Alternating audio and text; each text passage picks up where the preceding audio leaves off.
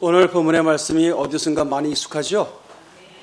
네, 처음 보시는 말씀일 수도 있고 그렇습니다만은 어제 또 귀한 예식에 하나님 주신 말씀이었는데 원래는 다른 말씀을 제가 준비를 했습니다. 근데 곰곰이 생각을 해보니까 조금 더 연장해서 내용을 좀 더 보완한다면 우리가 은혜가 될 것 같은 생각이 들어서 또 용단을 내렸습니다. 전쟁에 나갈 때는 한 번을 기도한다고 해요. 바다를 건널 때는 2번을 기도한다고 합니다. 결혼할 때는 3번을 기도한다고 합니다. 서구의 속담이에요. 그 왜 그러냐 했더니 위험하기 때문에 그래요. 결혼이 위험하다. 이건 굉장히 웃긴 얘기입니다만은 인생을 살아갔던 사람들의 경험치로 집대성한 이 속담이라고 하는 것을 우리가 좀 생각해 본다면 좀 인생을 살아보신 분들은 고개를 끄덕끄덕 할 겁니다. 참 위험하죠? 살얼음 판을 걸 때도 있고요. 살아보면 그렇습니다. 왜냐하면 예전에 그 어떤 드라마, 박신양이 나온 드라마인데 사랑이 변하냐? 뭐 그런 소리를 지르는 대사가 있어요. 사랑은 안 변하는 것으로 알고 있습니다. 교과서에는 그렇게 기록되어 있어요. 그러나 살아가면서 변한 그대를 바라보게 되고 또 냉정히 생각하면 변화해진 자기 모습을 보게 될 때도 있습니다. 일컬어 식는다, 사랑이 식는다라고 하는 말로 자기를 합리화시킬 수도 있죠. 뜨거운 애정, 열정이 식는 것이 사실은 일반적이다라고 하는 것에 우리는 동의하지 않을 수 없음을 우리 경험을 통해서 알 수 있습니다. 그러나 오늘 본문의 말씀은 그럼에도 불구하고 성경이니까 사랑은 강하다라고 말씀을 하고 있습니다. 강하다라고 하는 얘기는 여러 가지를 내포하고 있습니다. 그런데 죽음같이 강하다라고 말씀하고 있습니다. 사랑은 강하다 그러면 이해가 되는데 죽음같이 강하다는 게 뭘까? 제가 어제도 말씀드렸던 것처럼 죽음같이 강하다는 것은 뭐냐? 이 아가서는 솔로몬 왕이 당시에 그 술람미 여인을 향한 애정이나 사랑 고백으로 1차적으로는 우리가 보여집니다. 해석이 되어집니다만은 그런 것이라고 하면 성경이 되지 않겠죠. 그런 것들을 통해서 무엇을 말씀하고 있는 겁니까? 그 정도로 하나님이 우리를 사랑하신다. 그런 얘기입니다. 그러니까 사랑의 고백, 하나님이 우리를 향한 사랑의 고백서가 아가서라고 우리가 그런 의미에서 은혜를 받는 거예요. 대신 죽어줄 수 있다. 그래서 사랑은 강하다, 죽음같이 강하다라고 하는 말로 정의할 수 있습니다. 대신 죽어줄 수 있는 게 사랑이다라고 하는 겁니다. 우리가 어제도 결혼해서 나름대로 일종의 아름다운 장면을 우리가 하객으로 온 자는 목격을 했죠. 신랑 신부들이 막 서로 죽을 수 있다라고 무슨 자신감인지 이렇게 얘기를 하는 거 보면서 제가 솔차게 놀랐습니다. 이건 익히 나오면 안 되는데 이게 모범 정답은 아닌데 그래서 내가 마음 한켠으로는 이 고백이 끝까지 가기를 간절히 바라는 내면의 기도가 사실 있었습니다. 여러분도 그 얘기를 들으면서 웃었잖아요. 살아봐 이것들아. 그런데 어쨌든 막 시작하는 분들의 격려하고 축복해야지. 우리의 경험치나 빗대어서 에이 끝까지 못 가 이렇게 얘기하면 안 되는 거예요, 그죠? 근데 지금은 그렇게 사랑을 위해서 그대를 위해서 사랑하는 자를 위해서 헌신, 희생, 심지어 죽음이라는 단계까지도 용단을 내릴 수 있다라고 하지만 살다 보면 그 내가 죽을 수 있는 대상이 사실은 남편에서 아내에서 자식으로 갈 때도 있습니다. 그죠? 자식을 위해서 죽어주는 어머니, 자식을 위해서 죽어주는 혹 아버지가 있을런지 모르지만 아내를 위해서 남편을 위해서 자식이 있음에도 불구하고 죽어주는 그런 배우자는 잘 등장하지 않습니다. 어느 드라마도 잘 등장하지 않습니다. 참 희귀한 일이에요. 우리는 이런 비극을 다 예단하면서 사실은 성큼성큼 한 발 한 발 미래를 위해서 발걸음을 내딛고 있다라고 하는 겁니다. 그런데 우리가 분명한 것은 사랑을 위해서, 사랑하는 자를 위해서 생명을 던질 수 있다. 여러분, 오늘 제가 여러분에게 지난주에 공연했던 신의 악단이라는 영화를 여러분 보신 분도 계시고 스토리를 또 아신 분도 있고 그렇습니다만, 이게 사실 실화를 바탕으로 한 각본이잖아요. 그러니까 그걸 통해서 이렇게 의미를 하는 거지, 이게 진짜 그랬냐 안 그랬냐는 사실 좀 뒤로 밀어놓고요. 어쨌든 그 줄거리 중에 한 중요한 테마가 뭡니까? 그 권력을 구성하고 있는 그 보위부라고 하는 장교들이 가짜 찬양단 속에 들어가서 어쨌든 은혜를 받는 거 아니에요? 그죠? 그리고 변화가 일어나기 하고, 그래서 마지막 격정 장면은 어떻게 되는 겁니까? 자기가 같이, 그러니까 사이 말하는 공동체지요, 성도지요, 교우지요. 그 가운데 정이 아니라 영적인 어떤 감동과 변화가 일어나서 그들을 위해서 그 보위부 장교들이 자기의 생명을 주고 자기를 주는 거 아닙니까? 영화니까 가능하겠습니다 라고 얘기하겠습니다만, 우리가 잔잔한 생각을 하게 되는 거예요. 도대체 제 말도 안 되는 설정이다라고 생각할런지 모르지만, 또 한편 생각하면 하나님의 은혜가 강권전에 역사하시면 그럴 수 있다라고 하는 열린 마음으로 우리가 그것을 관람합니다. 생각이 깊어지는 거잖아요. 무엇 때문에? 또 한편으로는 그 김태성이라고 하는 그 가수 있잖아요, 그죠? 그 광야를 지나며 불렀던 그 가수는 극중인물의 김태성 장교로 나오는데, 그 사람은 진짜 순교한 것 같아요. 싫어한 것 같아요, 그죠? 그러면 그게 과연 가능할 건가? 피를 나눈 사람도 아니고 같이 오랫동안 살았던 사람도 아니라 한 프로젝트를 위해서 할 수 없이 만났던 사람들인데, 그간에 경험되었던 그 내면의 변화가 우리가 말했던 가장 숭고한 것으로서 자기의 마지막을 정리한다. 거의 순교자적 삶을 산 겁니다. 그게 가능할 수 있는가? 우린 다시 원론으로 돌아갑니다. 뭐냐면, 우리 신앙의 가장 중요한 출발점은 뭐냐면, 그리스도께서 나를 위해서 죽으셨다라고 하는 사실을 믿고 받아들이고 감사하게 되는 겁니다. 그러다가 문득 이런 생각이 드는 거예요. 왜 접니까? 라는 생각도 하게 됩니다. Why me? 왜 저죠? 많고 많은 사람들 중에서 왜 접니까? 얼마나 감사해요. 그죠? 많은 분들이 아직까지 선택받지 못했다라고 하는데 나는 선택을 받았어. 근데 그 선택받았다는 게 뭐냐면 이 깨달음이 왔다는 거야. 그리스도께서 하나님의 아들이신데 나를 위해서 죽으셨어. 내 죄를 사하기 위해서 죽으셨어. 여러분, 이 사실을 깨달은 것을 우리가 그토록 많이 들었던 말이 있죠. 그게 은혜라고 하는 겁니다.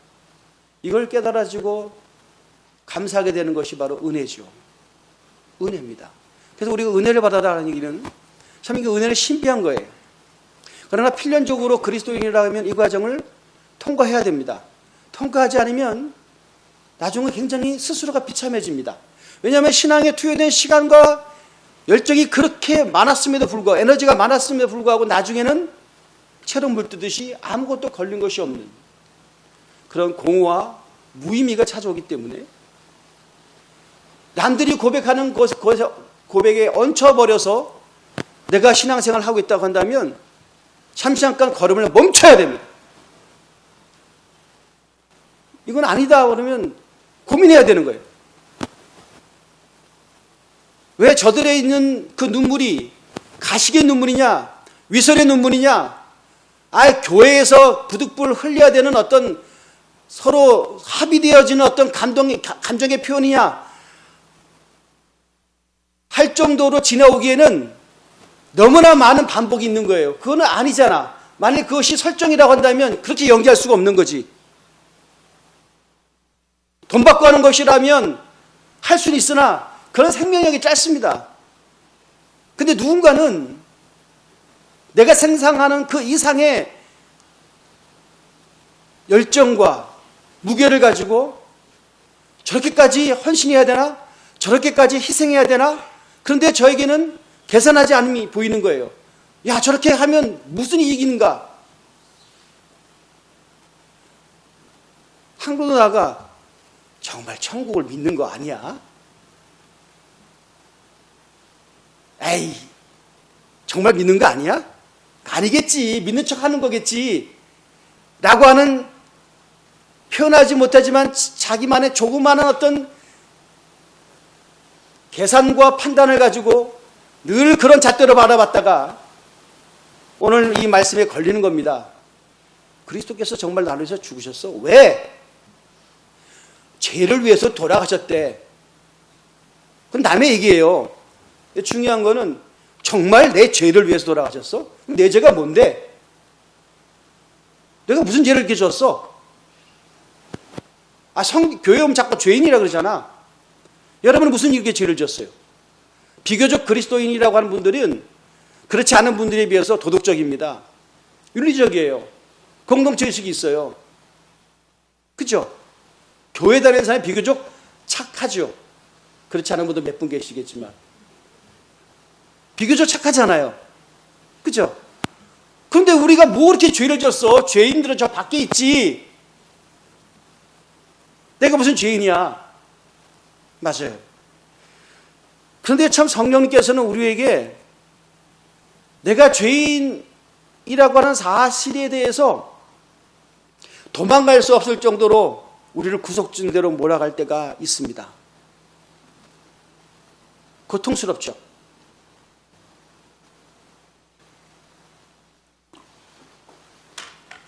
여러분 바울 얘기 아시잖아요. 제가 바울 얘기를 계속 할 수밖에 없는 거는 신약 성경의 대부분의 저자가 바울입니다. 그래서 신약 성경의 주인공이 베드로 이런 분들로 중요한 주인공이지만 사실 사도 바울이라고 일컬어지는 그 인물이 굉장히 성경의 대다수를 기록했으니까 사실은 엄청난 의미가 부여되어 있는 겁니다. 그래서 설교 시간에 이 바울의 이야기를 피해갈 수 없어요. 듣고 또 듣는 얘기예요. 바울, 그는 그리스도를 믿을 수가 없는 사람이었습니다.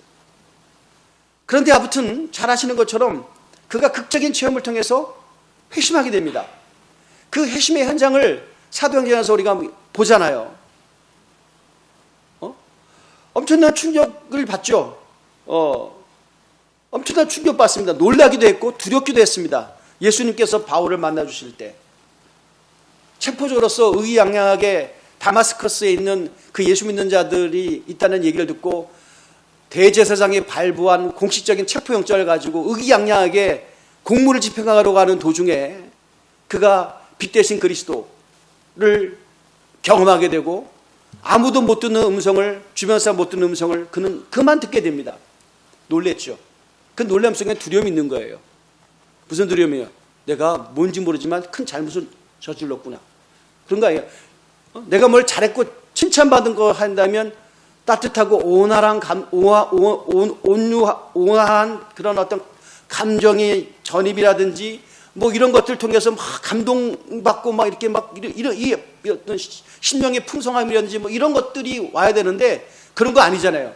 너무나 충격과 놀라움, 두려움, 공포 이런 것들이 그 순간에 임했던 겁니다. 얼마나 많은 두려움과 고통과 충격이 있었겠어요. 그래서 바울이 그런 얘기를 합니다. 성경 기록에 의하면 누구십니까? 누구십니까 도대체? 라고 하는 누구예요 도대체? 라고 소리를 치게 되는 겁니다.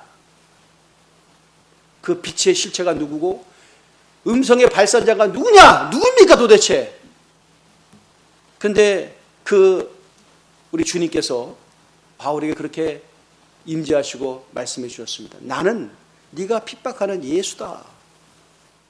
네가 핍박하는 예수다. 이 예수라는 분을 잘 몰라 바울은. 예수는 그치 예수 믿는 사람들을 잡는 사람이지 예수님은 잘 몰라.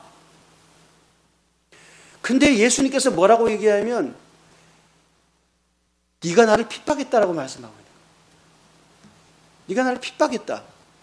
아니 바울은 한 번도 예수님 핍박한 적이 없어요. 예수 믿는 사람들을 그냥 가두고 고문하고 죽을 때는 증인으로 서주고 뭐 그런 거 역할을 한 겁니다. 근데 예수님께서 뭐라고 얘기했어요? 저들을 때리고 고문하고 투옥시키고 불이익을 주고 하는 모든 것이 나에게 한 거고, 그 얘기는 뭐냐면 네가 때리고 고통 줬던 그들의 아픔과 고통과 눈물을 그게 내 거란 얘기입니다. 그게 너는 나를 때리고 나를 옥에 가두고 나를 죽이려 했다는 겁니다. 그게 바울에게 계시되어지는 예수님의 모습이셨습니다. 이건 굉장히 충격적이잖아요. 그 얘기는 뭐죠? 예수님이 우리를 보실 때 네가 아프냐?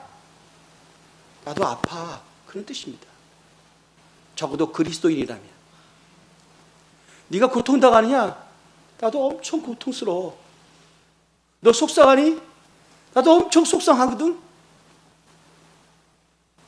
그걸 예수님께서 직접 대변하신 거예요. 교회 가장 반대편에 서 있고 교회를 가장 핍박하고 교회의 가장 큰 적대 세력 우두머리 수계 이 바울에 대해서 예수님 그렇게 얘기하는 거예요. 우리를 얘기하면 내 새끼 건드리지 마. 그러지도 않겠어요? 여기 바울이라 그 당시 사울이죠. 우리로 말하면 완전 맛이 간 겁니다. 충격을 받은 거예요. 자, 이 얘기를 갖고 한번 다시 우리가 적용시켜 보자고요. 내가 정말 힘들 때 예수님 힘들었을까? 내가 정말 외로웠을 때 예수님도 외로우셨을까? 내가 정말 죽음에 직면할 정도로 고통과 절망의 습을 해였을 때 예수님도 그러셨을까? 그랬으면 좋겠다 하지만 정말 그랬을 것 같아요? 그러면 반대로 이렇게 생각하는 겁니다. 예수님의 마음이 정말 내 마음이 있냐는 거예요. 반대로. 예수님이 정말 속상하셨겠다라고 하는 것에 대해서 나도 속상함이 있냐는 거예요. 예수님이 힘드셨겠다라고 했을 때 정말 나에게도 힘듦이 있었냐는 거예요.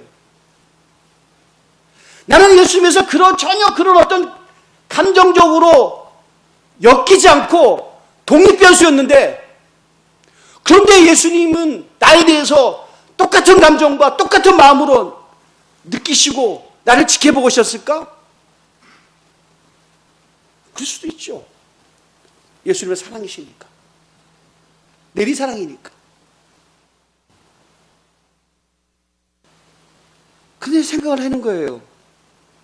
예수님과 나와 연결고리가 뭘까? 연결고리는 뭘까? 그리스도께서 나를 위해서 십자가에 못 박혀 돌아가셨다는 사실이 내 죄 때문이라고 하는데,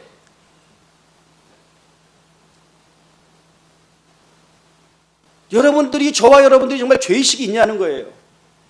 죄의식 없잖아요.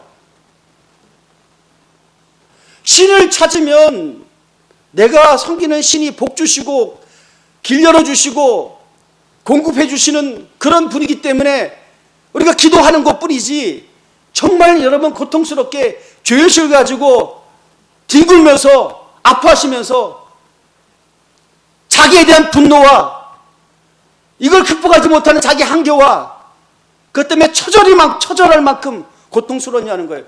내가 볼 때는 별로 없어요.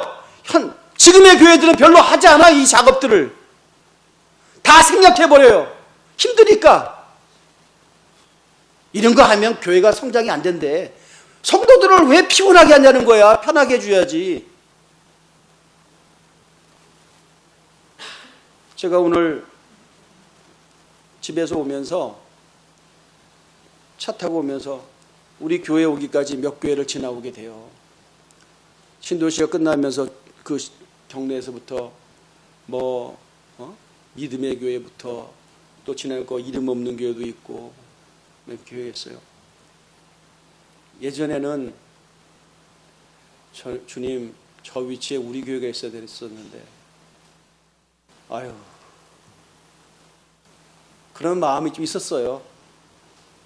사실은. 근데 그걸 지나가면서 성령님께서 제 마음에 감동을 주시니 저 교회들을 위해서 기도하라. 근데 오면서 정말 기도를 했어요. 주님 축복했어요. 저 주의 십자가 있는 모든 교회들마다 축복합니다. 교회가 진짜 영혼구원의 기수가 되게 하시고 저 교회를 통해서 정말 회심의 역사가 일어나게 하시고 해주세요. 이런 저 자신의 변화에 대해서 내가 깜짝 놀랄 정도야. 나 이제 죽을 때가 다 됐나 봐. 경쟁으로 생각하는 것이 아니라 동력으로 생각하게 되는 거야. 하나님 축복하세요. 근데 단 조건이 정말 거듭남의 의미를 깨닫는 교회가 있다면,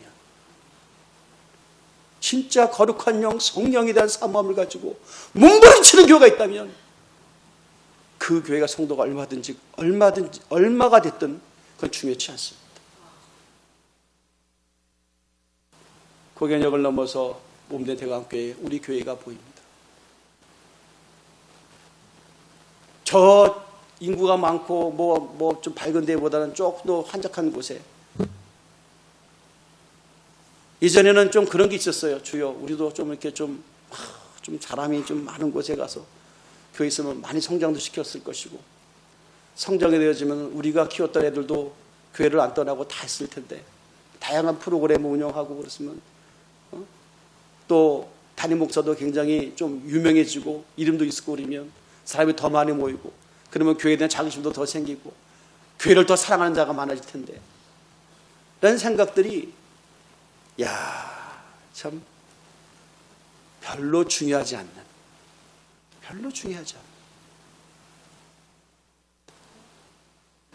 사랑하는 성도님들이 십자가를 붙들고 내 죄를 위하여 돌아가신 그리스도라는 고백이 있는 교회라면, 산촌에 있든지 어촌에 있든지 농촌에 있든지 아프리카에 있든지 아시아에, 동남아시아에 있든지 북극에 있든지 빈국에 있든지 그닥 그게 중요한 게 아니라는 겁니다.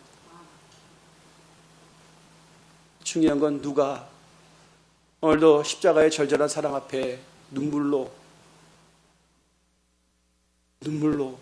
구원의 감격을 노래하고 하나님을 찬양하고 이 피 묻은 복음이 증거되어야 된다라고 하는 그 안타까운 그리스도 예수의 마음을 갖느냐, 그게 중요하다, 그런 사실을 알게 됩니다. 여러분, 우리가 늘 풍요가 그리고 잘됨이, 성공이라고 하는 것이 혹 우리에게 주어진다면, 안타깝게도 그런 자들의 기도는 여러분 정말 뜨겁지 않다는 것입니다. 제가 늘 시쳇말로 등 따숩고 배부른 자들의 그 굉장히 문학적이고 굉장히 수준 높은 기도가 때로는 영혼을 울리지 못합니다. 그냥 말잔치에 불과할 수도 있어요. 절박하지도 않습니다. 여러분, 답답하고 억울하고 막 그래서 하나님을 찾아요. 그것이 실패인 것 같고 내 인생은 왜 이렇게 안 풀리는 것이야 라고 한탄한 그 순간 하나님을 찾는 그 시간, 그 기도가 지나놓고 보면 하나님 우리를 초청하는 가장 신비한 시간이었다는 겁니다. 그걸 나중에 알게 돼요. 그래서 우리가 늘 패배자의 변명이 아니라 고난이 복이다 라고 하는 고백을 하게 되는 거예요. 만약 우리가 고난을 통과하지 않았다 하면 가장 웅장한 승부사의 기도를 할 수가 없어요.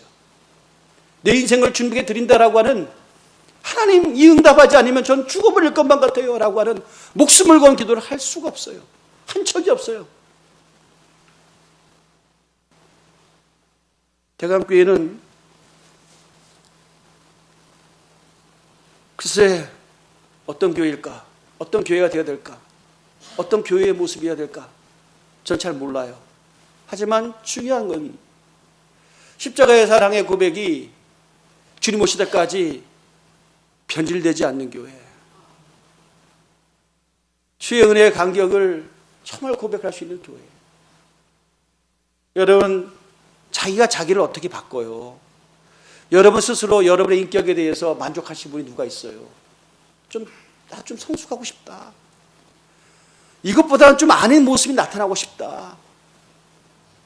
라는 어떤 그 바램과, 그죠? 다 있어요.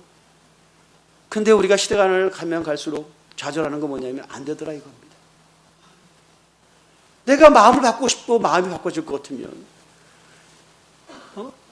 내 마음을 지키라 생명의 근원이 예수 남이라. 마음을 내가 지키고 싶지.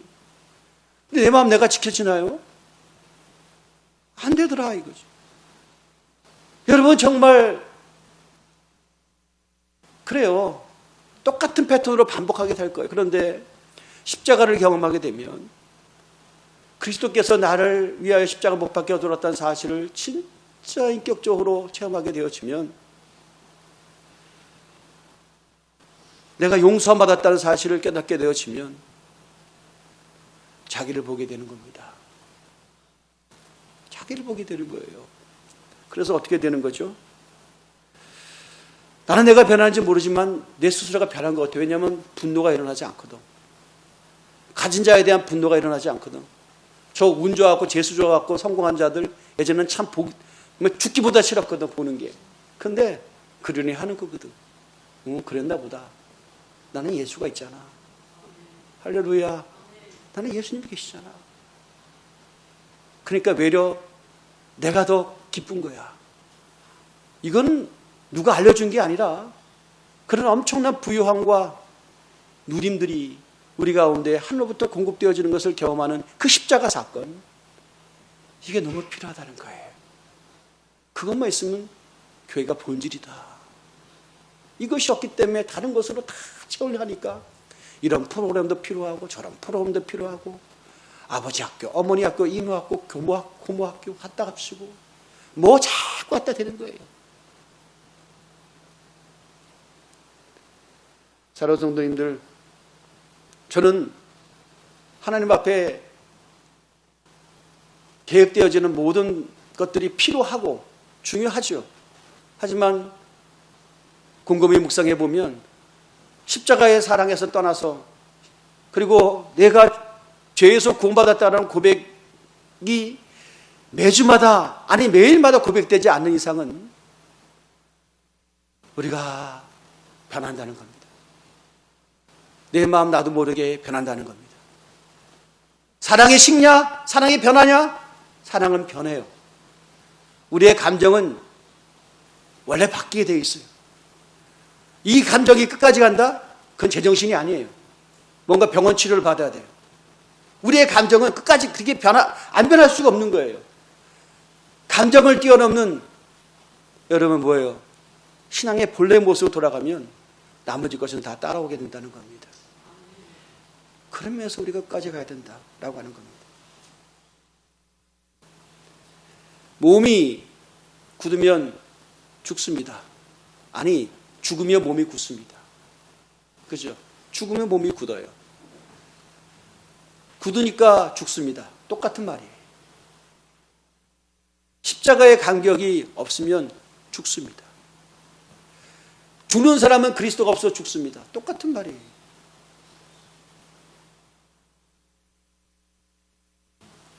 오늘 하늘나라 가셨던 하영조 목사님의 설교가 짤을 통해서, 쇼츠를 통해서 저에게 울림이 됐습니다.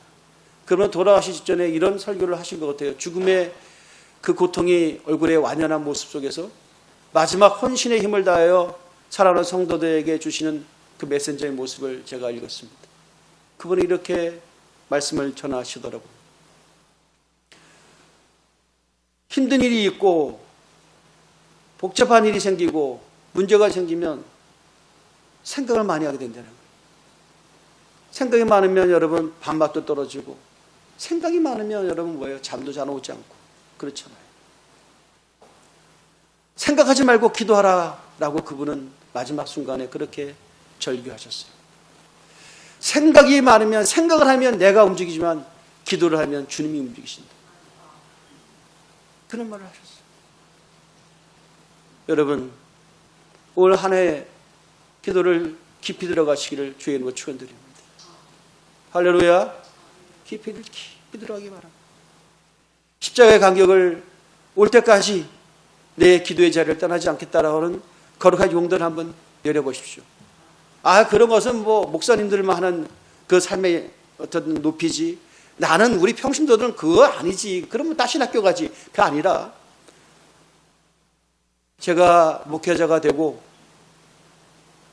말씀을 가르친 지가, 설교자로서 쓰임받은 지가 꽤 오래됐습니다. 이런 얘기를 하면 자꾸 제 의를 드러낸 것 같아서, 그게 아니라 제 실질적인 고백을 하는 거예요. 이런 십자가의 간격과 기쁨을 그리고 깊이 있는 깨달음이 있으면 다 신학교 가지? 뭐 평신도가 왜 그거 아니에요. 평신도든 목회자든 간에 목사님들이라고 주의 종들이라고 해서 이걸 다 깨달은 것도 아니고, 평신도라고 해서 이것을 다 못 깨달은 것도 아닙니다. 제가 이제까지 이 현장에서 보니까 그렇더라고요.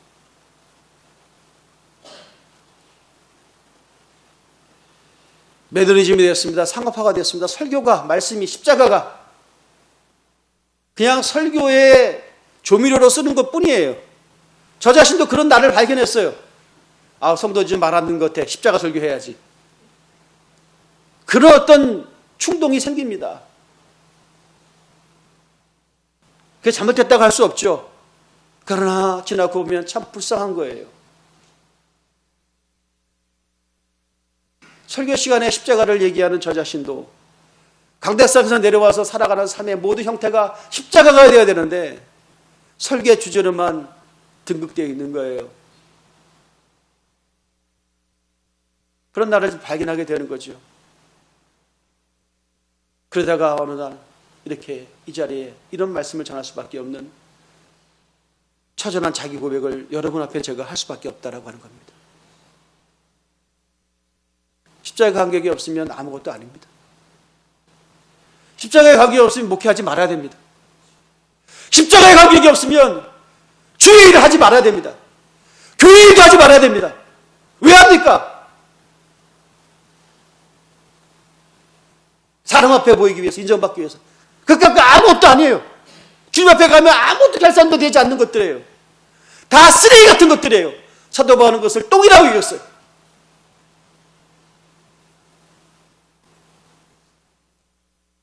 그래서 내가 괴로운 거예요. 누구는 그리스도를 위해서 목숨을 내놓는다고 하는데, 그리고 그 고백대로 사는 사람이 다수는 아니도 분명히 있는데, 그래서 소위 말하는 세상사에 말하는 세계 4대 종교 중에 하나인 기독교가 2000년의 역사를 이룰 수 있는 가장 중요한 근간은 이 가치와 진리를 위해서 자기 생명을 던진 자들이 있었다는 겁니다.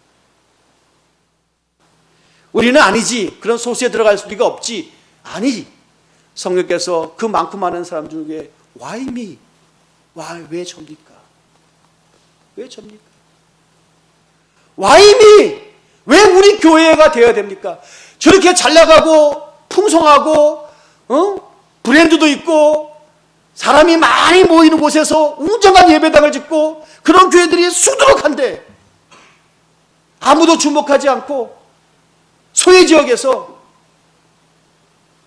교회가 좀 성장하려고 하면 다들 떠나갈 수밖에 없는 그런 교회에서 왜 세계 구원과 선교와 십자가의 본질을 부여잡고 나머지를 다 포기해도 이것은 포기할 수 없다라고 끝까지 그것을 부여잡아야 되는가? 왜? Why me? 왜 우리여야 되는가? 이 정답은 저도 잘 모르겠어요. 하지만 저와 여러분이 계속 호흡을 맞춰서 하나님 나라를 만들어 가야 됩니다. 할렐루야. 이겁니다. 사랑하는 성도님들, 다른 건 몰라도 저는 예배 시간에 은혜를 받으시고 그 은혜의 받음이 예배당을 나서는 순간 교회에다 다 맡겨놓고 다음 주에 찾아오시는 것이 아니라 계속 그 여운과 의미를 가져가셔서 여러분의 골방의 기도로 연결시키길 바랍니다. 제가 여러분에게 가르쳤던 절대 시간입니다. 양보할 수 없는 절대 시간. 우리 그리스도인들은 여러분의 골방에서 절대 시간을 가져야 됩니다. 할렐루야. 절대적인 양보할 수 없는 절대 시간. 말씀과 기도라고 하는 가장 중요한, 이것을 놓치면 내 영이 끝이다 라고 하는 정말 처절한 위기의식을 갖고 오늘 사례를 치열하게 또 살아갑시다. 왜냐하면 주님은 살아계시기 때문입니다. 사랑은 죽음같이 강합니다. 그리스도는 우리를 위해서 생명을 내놓으셨기 때문에 이 말씀을 하실 수가 있는 겁니다. 내가 생명을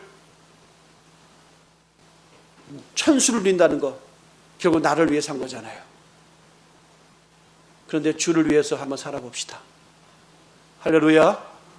주님께서 품은 영혼들을 위해서 한번 살아봅시다. 이런 변화와 그리고 한 걸음 나아가 주님 앞에 이것이 성숙이라면 주님, 내가 그 성숙의 계단을 오르고 싶습니다. 뒤돌아봐서 후회하는 인생으로 내 인생에 점철되어 할 수 없이 막을 내리는 것이 아니라 주님이 나를 맞이하려고 서 계시는, 스데반이 돌을 맞아 죽어가면서도 봤던 예수 그리스도의 모습을 우리가 묵상하면서 주님, 나도 묵묵히 그 길 가게 하시옵소서.